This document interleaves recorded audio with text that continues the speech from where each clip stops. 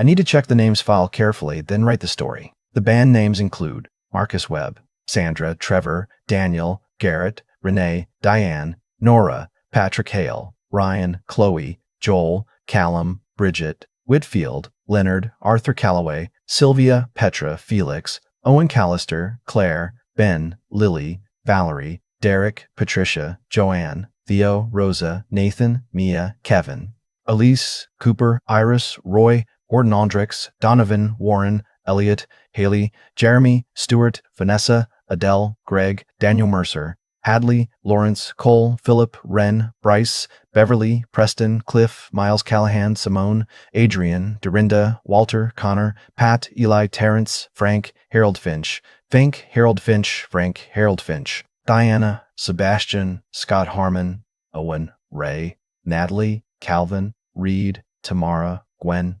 Kendre. New names I'll use. Narrator, no name needed. First person, wife Vivian. Her father, Montgomery Hurst, AP, Desmond, daughter, Abby, age 14, married 16 years, timeline consistent. Son from previous relationship, Marcus. Wait, Marcus is banned. I'll use Luca. Best friend, Hector. Wife's lawyer, Trent. Now writing 5,000 words. My wife looked at me the way you look at a piece of furniture you've outgrown. Not with hatred, just with that calm, quiet certainty that you no longer need it. We had been married for 16 years when she said it. We were standing in the kitchen of the house her father had bought us. His wedding gift, he called it, though he reminded me of that fact approximately twice a year for the entire 16 years. It was a Tuesday night. I'd come home late because one of the restaurant's walk-in coolers had gone down, and I'd spent 4 hours on the phone with the repair company. Then 2 more hours on site making sure the $40,000 worth of product we had stored in there wouldn't be a loss. I hadn't called her. I should have. But I was tired and I figured she'd understand. She did not understand. She was sitting at the kitchen island when I walked in, and the first thing I noticed was that she was still dressed from what must have been a dinner out. Silk blouse. The pearl earrings her mother had left her. She looked beautiful. She always looked beautiful. That was one of the things that at first made me feel like I'd won something I didn't deserve. The way she walked into a room and changed its temperature. "You smell like a kitchen," she said. I said, "That's because I was in one." She set down her wine glass and looked at me. "I called you 4 times. The cooler at the Riverside location went down. I had dinner tonight with Desmond and his wife, and your chair was empty." She paused. Again. Desmond was her college friend. Her very close college friend. As it turned out, though I wouldn't understand the full meaning of that phrase for another 3 months. At the time, I just knew I didn't like the way he looked at her. And I knew she thought that was my insecurity talking. "I'm sorry," I said. "I'll make it up to you." She picked up her wine glass again. "You've been saying that for 6 years. That was when she said it. Not cruelly. Almost gently, the way you'd explain something obvious to someone who has been slow to catch on. You're not what I thought you'd become. When we met, you had ambition. Now you're just managing things. You're a manager, not a builder. And I think somewhere along the way, I stopped being proud of that. I stood there with my jacket still on and my keys still in my hand. I said, I own 3 restaurants." She smiled. The smile that meant she was being patient with me. "My father owns a commercial real estate company. Desmond just closed a $40 million deal. You make food, sweetheart." I put my keys on the counter. I didn't say anything else that night. Here's what she did not know about me, and what I had never thought to explain, because it had never occurred to me that I needed to. I grew up in Lubbock, Texas. My mother waitressed, and my father poured concrete until his back gave out. And then he just drank. I left at 17 with $112 and a GED and a certainty that I was either going to build something or I was going to drown. I cooked because I was good at it and because kitchens would hire you without a resume. By 22, I was sous chef at a place in Austin that got written up in the Texas Monthly. By 26, I had saved enough to open my first restaurant, a 30-seat place in East Austin that the food critic at the Austin American-Statesman called the most honest cooking in the city. That was where I met her. She had come in with a group of friends, her father's friends, really, people in their 50s with money, and she had sent back a compliment to the kitchen, which almost no one did at a place like mine, and I had come out to say thank you, and that was that. She was 28. I was 29. She had a master's degree in art history and a trust fund, and a father who had built his fortune in commercial real estate, and who looked at me, on the night I asked his permission to marry his daughter, with the particular expression of a man who is calculating risk. He gave his blessing. I never forgot what it cost him to do it. We married the following spring. She was radiant. I was terrified and certain I was the luckiest man in Texas. Within 2 years, we had our daughter, Abby. Within 5 years, I had opened 2 more locations. We were not struggling. We were not unhappy. But somewhere in the middle of those 16 years, something had shifted. Or maybe it had always been tilted and I had just been too busy to notice. She had grown up watching her father move in a world of deals and leverage and board meetings. And I think she had expected that proximity to her would translate me into something like that, when it didn't. When I remained, stubbornly, a man who could tell you the difference between a properly rendered duck confit and a lazy one, and who spent his Saturdays tasting sauces rather than playing golf at the club. Something in her opinion of me quietly calcified. She didn't hate me, she just stopped seeing me. And I, for reasons I am still not entirely proud of, let her.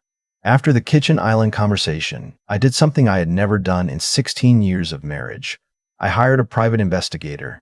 I told myself it was just to confirm what I already suspected. I told myself that once I had confirmation, I would know what to do. But the truth is, I think I already knew. And I hired the investigator because I needed someone else to say the words, so that I didn't have to be the one who said them first. It took 8 days. His name was Hector.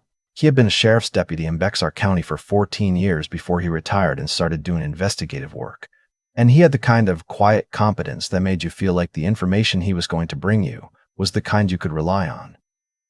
He brought me photographs, timestamps, a hotel in the Pearl District, twice in 8 days. Desmond.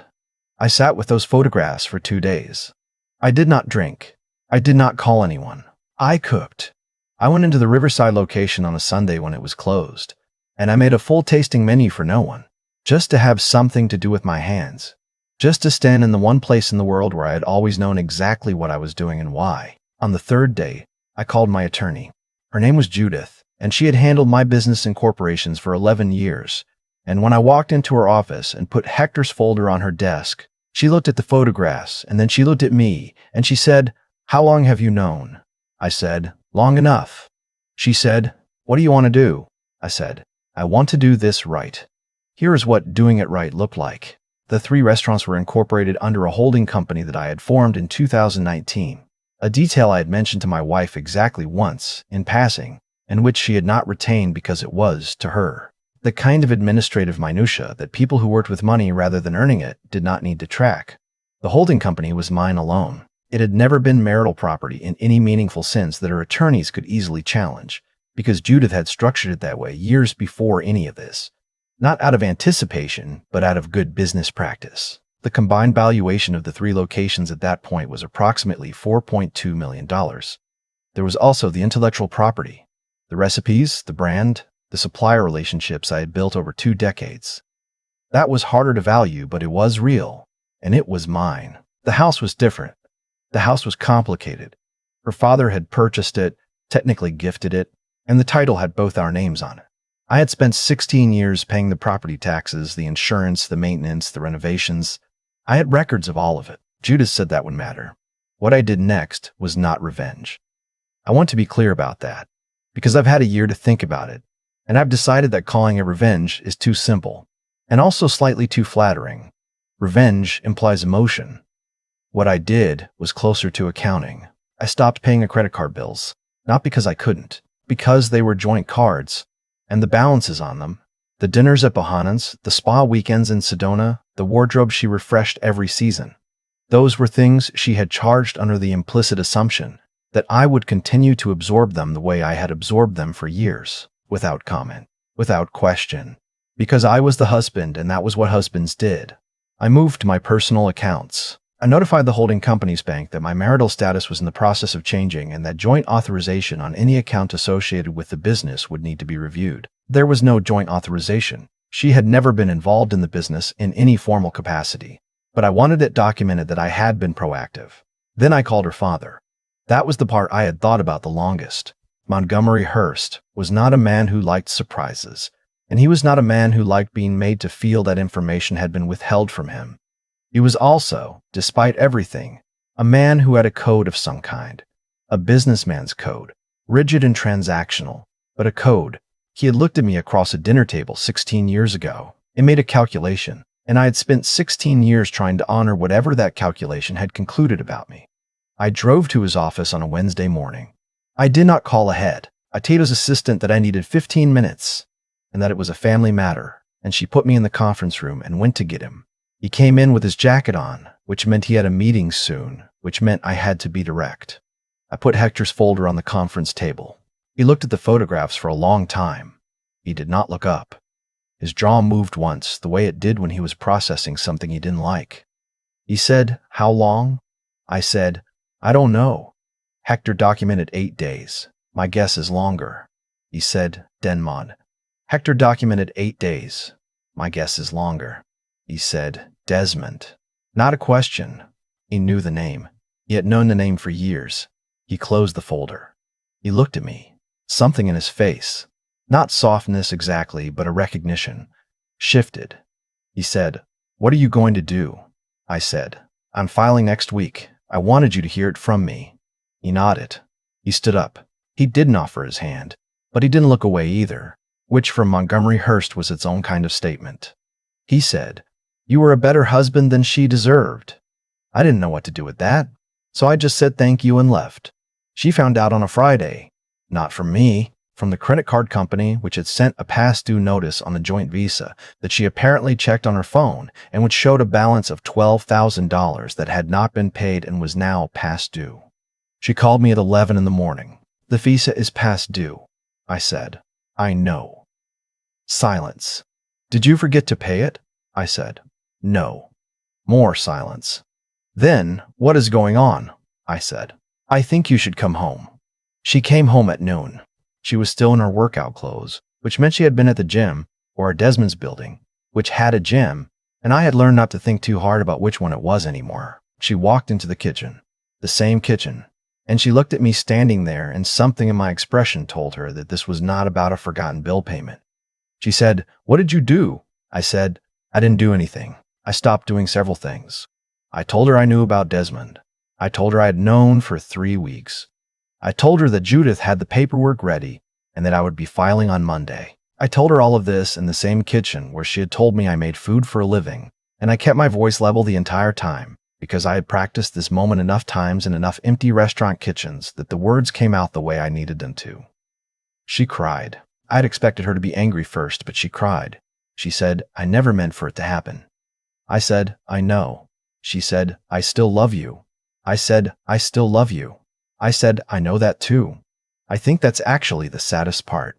She wiped her eyes. She looked at me with something that was equal parts grief and calculation. Because she was her father's daughter. And even in the middle of crying, she was running numbers. She said, "The house," I said. "Judith has comps. 16 years of tax and maintenance records. We'll figure it out." She said, "The restaurants," I said, "are not marital property. You can ask your attorney to look at the incorporation dates." Something shifted in her face, not the tears. Something underneath them. She said, "My father," I said.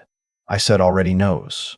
She went very still. What happened next is the part I did not plan for, and the part that, if I am honest, hurt more than all the rest. She called her father. I don't know exactly what was said. I know that when she arrived at his office that afternoon, she told me this later, in a conversation I had not expected us to have. He did not comfort her the way she had expected. He sat across from her in that same conference room, and he told her that she had made choices and the choices had consequences, and that he expected her to conduct herself with integrity through what was coming. He did not call Desmond, his wife, my wife's stepmother, a woman named Gloria, who had always been kind to me in the vaguely apologetic way of someone who knows the deck is stacked against you, called me that evening and said, "I'm sorry. She was raised better than this." I said, "I know she was." Gloria said, "For what it's worth, Montgomery's furious, not at you." I said that meant something to me, and I meant it. The divorce took 9 months. Her attorney was aggressive and expensive, and there were 2 months in the middle where I wasn't sure how it was going to land. Judith was methodical. She documented everything: the incorporation papers, the tax records, the maintenance logs I had kept in a spreadsheet, for reasons that had originally had nothing to do with protecting myself, but which now read like a man who had seen this coming from a long way off. The house was sold. We split the equity after the gift credit issue was resolved, which left her with enough to buy something nice and me with enough to breathe. The restaurant stayed mine, which was the only thing I had been truly unwilling to move on. Abby was 14. She lived primarily with me, which had been her choice, stated to the mediator with a directness that made the mediator look up from her notes. My wife, my ex-wife, had visitation every other weekend and Wednesdays. Abby used the Wednesdays maybe half the time. Desmond, for his part, was not waiting at the end of that tunnel.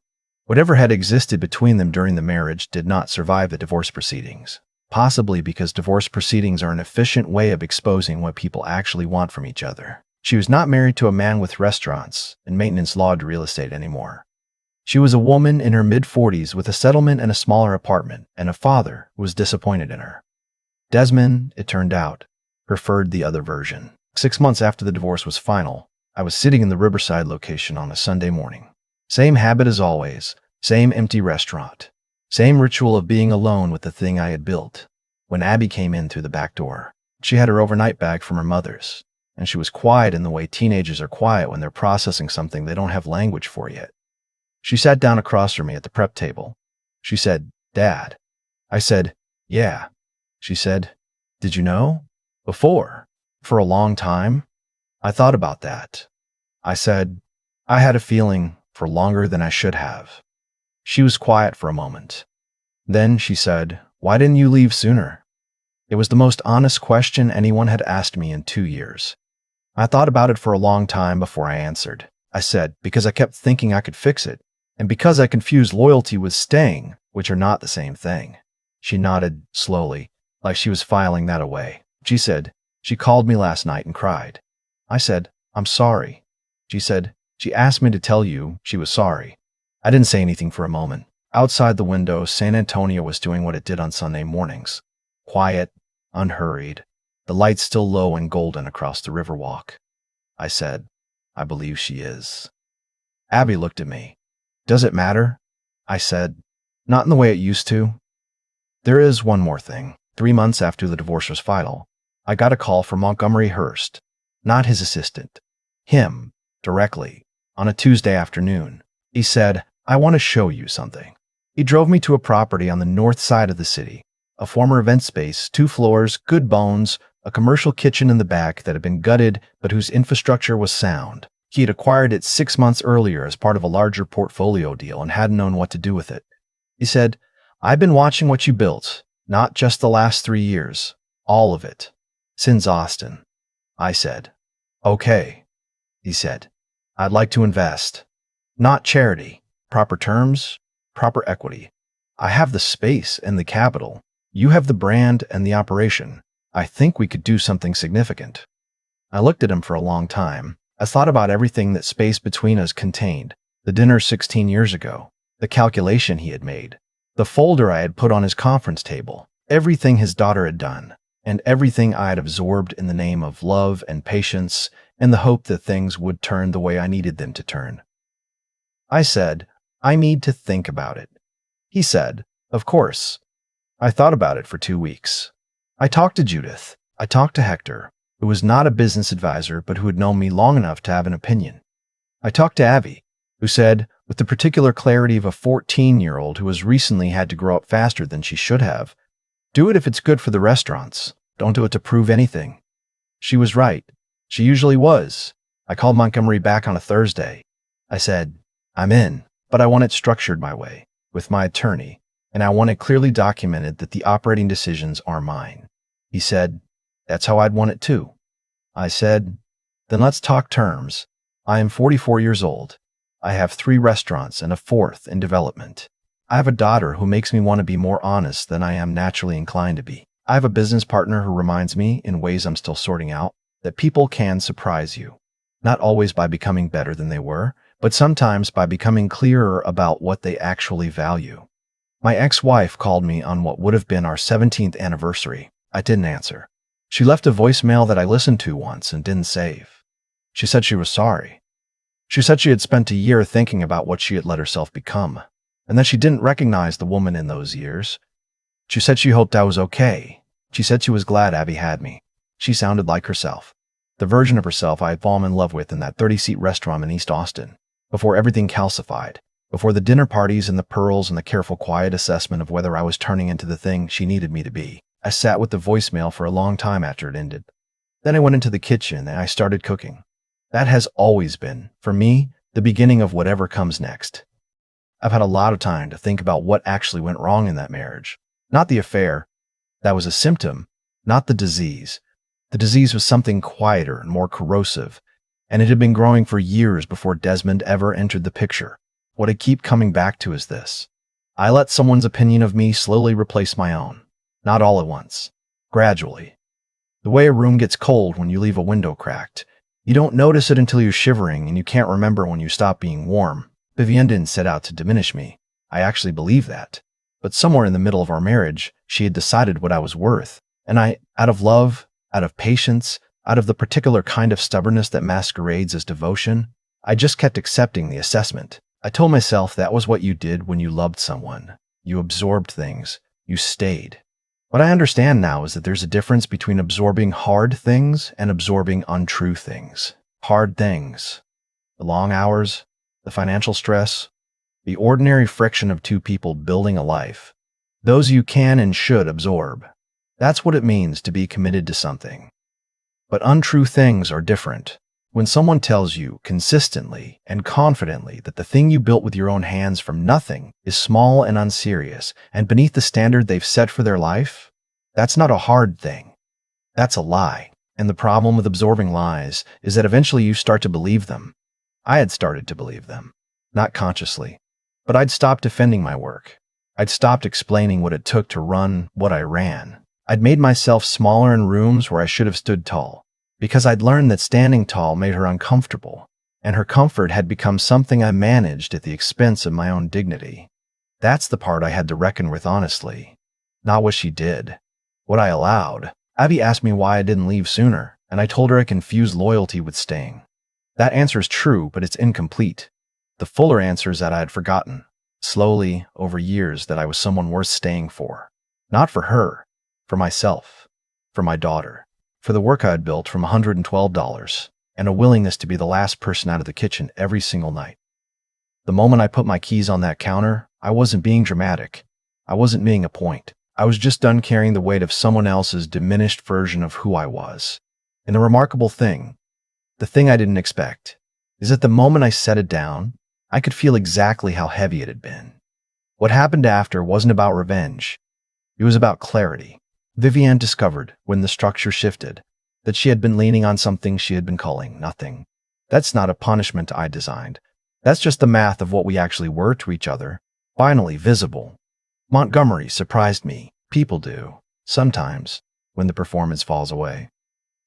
He looked at those photographs, and he looked at me, and he said what he said, and I think that was the first time in 16 years that the two of us had spoken to each other without the weight of what I was supposed to be standing between us. I think about that a lot, about how much clarity becomes available when you stop performing and start accounting.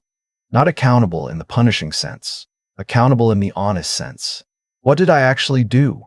What did I actually allow? What did I actually want to build next? Abby is the best answer I have to all three of those questions. She sat across from me at that prep table and asked the most honest question anyone had asked me in years, and she filed my answer away like she was going to use it. She will. She's 14 and she already knows the difference between loyalty and staying, which puts her about 30 years ahead of where I was. The restaurants are still open. The fourth one is coming. I go in on Sunday mornings and I cook for no one, and that has always been enough. It has always been, from the very beginning, exactly enough.